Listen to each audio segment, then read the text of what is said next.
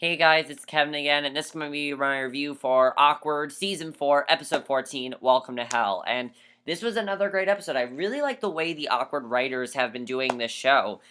They realized that we don't want to see this big drama. We don't want to see all this kind of drama going. I like seeing the drama going on. It's good to see, but pretty much Awkward right now is just life. These characters, they're going through life. They're going through things that happen in life, and I really like seeing that. It's nothing that, and that's one of the things that really is bringing back the realisticness of Awkward. Awkward is when it comes to portraying high school issues, they do it very realistically, in a way where this is how it would happen. Even though it's a little over the top, something like that would happen, especially with Jenna. I mean, a lot of people are like Jenna, especially what happened to Jenna in this episode happens to a lot of people.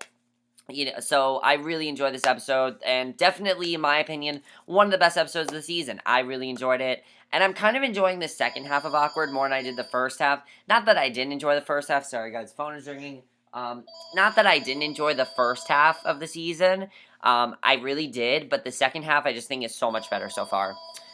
So we see Jenna, she's walking through, and basically we find out that the letters that she's going to find out if she got into SCU, and she's very confident because, she had a really good interview. Sorry, this phone keeps ringing. So she's very confident that she got into SCU. She's very confident about it. Sorry, guys. The phone was ringing. That distracted me. So she's very confident that she did get into SCU because, she had a really good interview and everything. So she's very confident about that, and she pretty much thinks that's going to happen. But then she ends up bumping into Owen. Very awkward scene because obviously she kissed him on New Year's, and, she pretends like she doesn't know him at first. She's like, hello, I'm Owen. I'm the sophomore you kissed on New Year's. And it's very, definitely weird. Jenna doesn't want any complication to arise from what was supposed to be a random one-time hookup. That's all this was supposed to be, just a one-time thing. Because remember, the only reason this happened was because she had thought Matty was flirting with another girl. That's why she did it. So Owen's very sweet, though. I like what Owen does. He ends up giving her a book on classical music, and I like Owen. I think he's a really good guy to her. Do I like him as much as Luke? I don't know. As I said, I still feel that Jenna should be with someone like Luke. However, I really like Owen. He's very confident to her. He's very sweet to her. And the thing I like about his character is he doesn't care if they're in a relationship or what he is. He just is very into her, and he really likes her as a friend. And that's really good. I like that, definitely. So, I like that, she's not putting labels or anything with him. She's not like, oh, I want to get into a relationship. Oh, I don't want to. She just doesn't know really what she wants to do with him. That's kind of in the back of her mind. I like, for once, Awkward is not focusing on the relationships as much as they usually do. Usually, Awkward is about, oh, this relationship is happening and this relationship is happening. That's usually what it's about. However, they are pretty much now focusing on life. And I like that, definitely. So, Matty finds Jenna with the book, and she feels very bad keeping Owen a secret, but she also can't believe that she's already a cougar, as she calls it, at age 17. And, very awkward scene, definitely. I thought it was funny with Matty, and I personally really enjoyed that. So in class, Tamara is freaking out completely freaking out because she is worried that she's not getting into SU. Because if you remember, her interview was terrible. She was not prepared. It did not go well for her. She was just not prepared at all, and her interview just did not go well in the long run. So she really is very worried about what's going to happen here. So but then phones start buzzing through the classroom and quickly followed by a bunch of joy. However, Jenna does not get a text message. She's not getting a text message. At first, she doesn't think she has service. She goes out and basically she finds out that SCU has rejected her.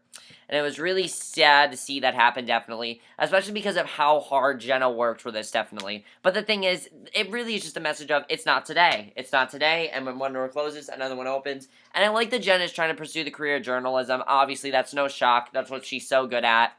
What has this whole show been about? Journalism. Her typing things on a blog. Obviously, she wanted to go into journalism. So, Tamara actually ends up getting in, and I love what Tamara decides to do. She's gloating about her acceptance. Now she doesn't need to follow the rules. She's thinking about now getting detention, and it was hilarious to see Tamara. I like that she was a side character, though, in this episode. I like when Tamara's a side character. I like that overall, in general, so far this season, they've been making Tamara a side character, which I do really like, because Tamara is just such a great character, but she doesn't really need to have a storyline this season. She doesn't have much of one right now, and I like that. I like that Tamara's just, a side character, because essentially this show is about Jenna's life. It's about what Jenna's going through. That's what this show's about. So, obviously, it's all about Jenna.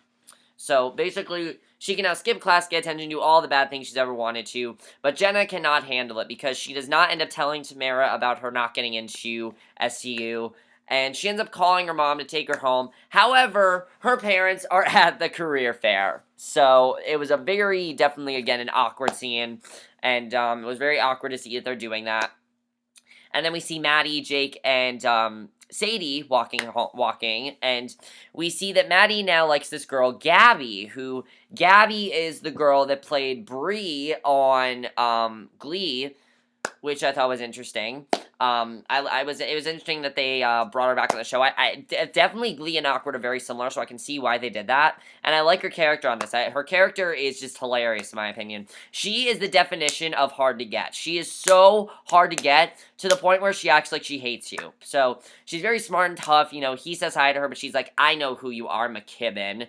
And he's flirting with her, but she quickly turns him down, and I love that he says, poor McKitten, and Matty is very surprised that he's kind of lost the charm, because all his life, girls have loved him, he's kind of been the guy for every girl, and he's very surprised that, this girl is rejecting him. He's very surprised about that, so he doesn't really know what he's doing wrong. So, I thought that was definitely very interesting. So then it's career day. We see what's going on at the career fair, and basically Kevin is talking to everyone about window treatments, which was really funny to watch. And I thought that was definitely really funny. And Jenna's on her way to a full-on freak out at this point, because her parents are really embarrassing her. She hasn't gotten in, and then she, of course, sees Owen. It's the worst time for her to see her. Worst time. It looks like at this point he's about to ask her out. That's what it looks like, because he's like, Jenna, I need to talk to you.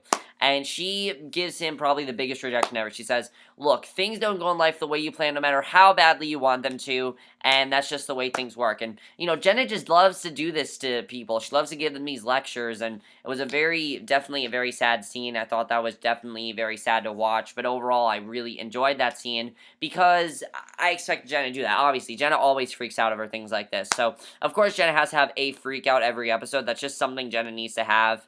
And, yeah, so Matty then sees Gabby again, and he's still trying to get with her, and he says it's cute, and she says, it's cute that you think you're flattering me, will make me want to talk to you, and I really do love her character. I think she's hilarious. I love that she is turning him down. I think she does like him, but she's just turning him down because she doesn't want a relationship. Matty, I don't think so much wants a relationship. He just wants to flirt with girls, because that's what Matty is. He's a flirt. He is. He'll always be a flirt, and, certain guys, they're just flirts. I don't know if I would. I classify myself as a flirt. I would say that, I'm not a flirt per se in that I've had a relationship. I haven't had a relationship ever, except for one that did not go so well, which I don't want to talk about. But it was an internet relationship. It was nothing. It was not a real relationship. But I'm not a flirt personally. I kind of am a flirt, but Matty is definitely like the ultimate flirt. So that was definitely very funny what was going on there. I thought Matty's plot was just very funny. And then Val takes the stage to welcome everyone to the career fair, and she begins by introducing a single parent, a very important lawyer, and it turns out to be the girl that Jake hooked up with at the career fair. And I thought that was definitely very funny. And basically what ends up happening is that, he sees the girl there and everything, and he's very shocked to see her there. He wasn't expecting that. Jake is caught, and Matty reveals that she's the one that he has the milk crush on. She tells him to meet her later at her car, because Val ends up revealing he's a high school student. She's like, okay, just meet me in my car, we'll figure this out. I'm like, okay, he's about to get rejected, definitely. So while this is going on, Jenna's parents want her to meet her idol who graduated from SCU, because they pretty much think that she got in at this point. They pretty much think that. So, and she really thought she was going to. So basically, she's a writer, and that is when Jenna aspires to. But after she gets an autographed book with a congratulations, she blurts out that she did not get in. Um, so that was really hard to watch. Definitely a very hard scene to watch.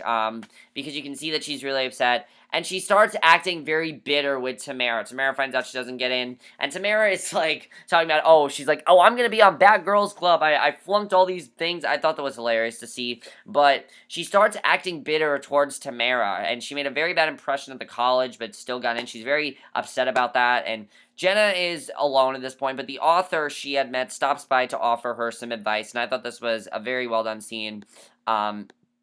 Before this happens, though, we do see Jake making out with that girl, and basically she finds out that he is 18, and she's like, you know what, fuck it. She's about to turn him down, but she's like, you know what, fuck it, and then they make out, and I thought that was really funny.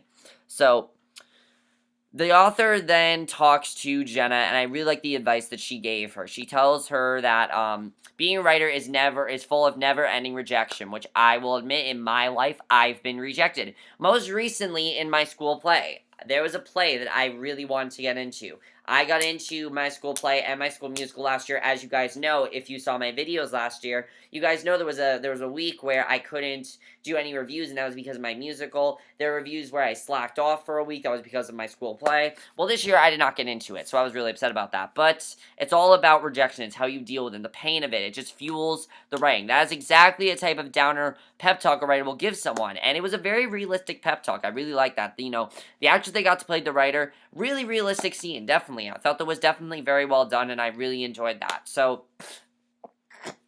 this really makes Jenna feel a lot better. And then Matty is driving Jenna home. And at this point, you can tell Matty hasn't been in the episode for that much, which I liked. I liked that Matty was, again, a side character. Tamara, Matty, Jake, they were all side characters in this episode, which I personally really liked. Again, I like that they're having them being side characters. So Jenna tells him about SCU, and Matty is telling Jenna about he's like, when we went out, why did you go out with me? And she says, because he's Matty, because he's Matty. And he says, no, seriously, why did you? And he's basically trying to, as he calls it, get his mojo back, which was really funny. He doesn't understand why Gabby's not interested in him. And Jenna tells him about SCU, and he makes her feel better about it. He says how, she has to move on from this. And I really like the friendship between the two of them. I think it's great that they have this friendship. I like they're not putting labels on anything. And basically basically what ends up happening is that Matty, she's about to invite him inside, but Matty tells her to get back home because he needs to learn to get his swag back. So that was definitely a really funny scene. And it's the last scene we see of Matty, and I thought it was perfect last scene to see of Matty in this episode.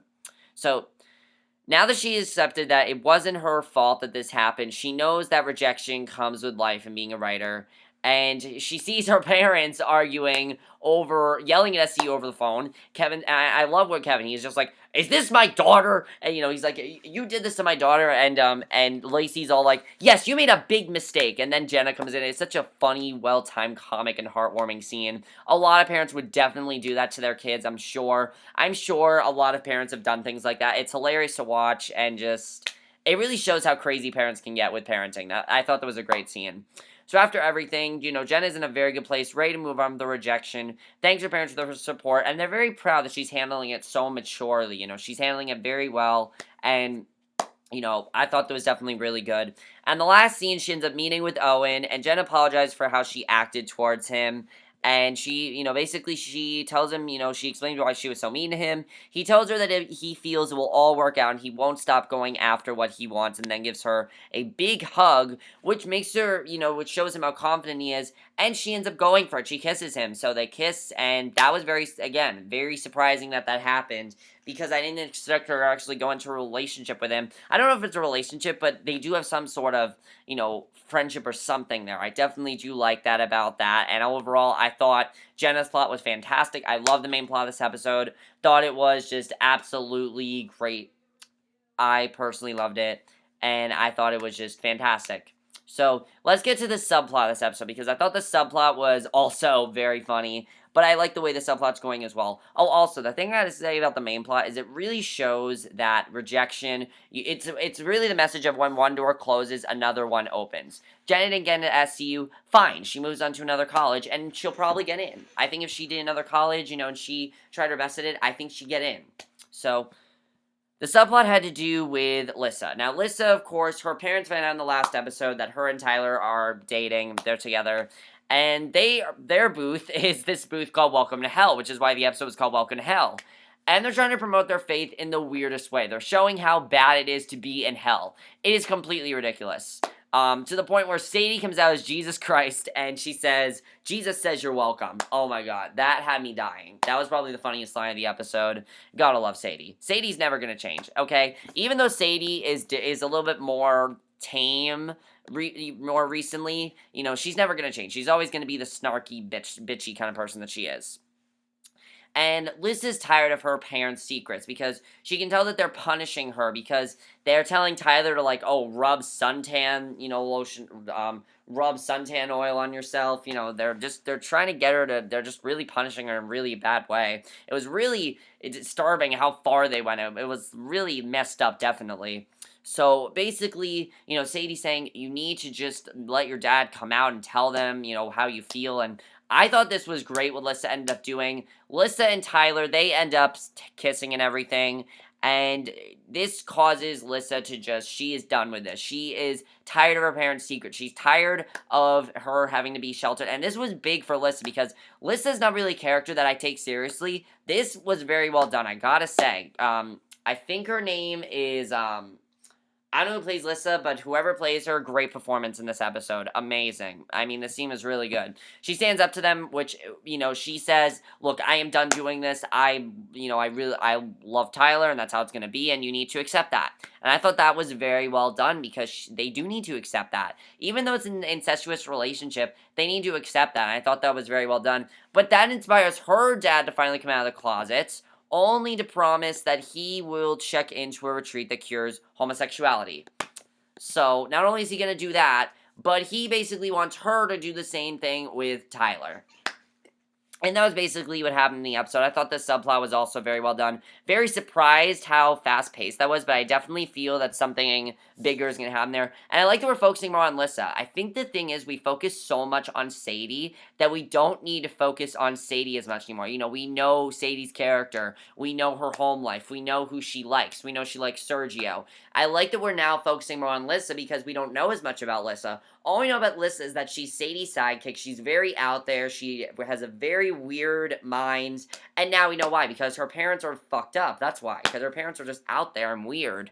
So, overall, I thought this episode was definitely one of the best episodes of the season. I personally really enjoyed it. I thought it was great. Let me know what you guys saw this episode. Are Owen and Jenna going to pursue a relationship? I don't know. We'll have to see what happens there. Jenna, I don't know what other college she's going to try to apply for. We'll have to see what happens there as well.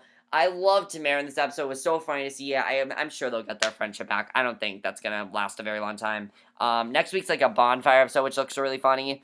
Matty and getting his mojo back, I thought that was hilarious to watch. I really hope Matty realizes that it really doesn't matter. I think Matty just thinks this stuff matters. He's always going to think this stuff matters. It's just how Matty is. And I'm getting a Skype call. And that's basically it for this review.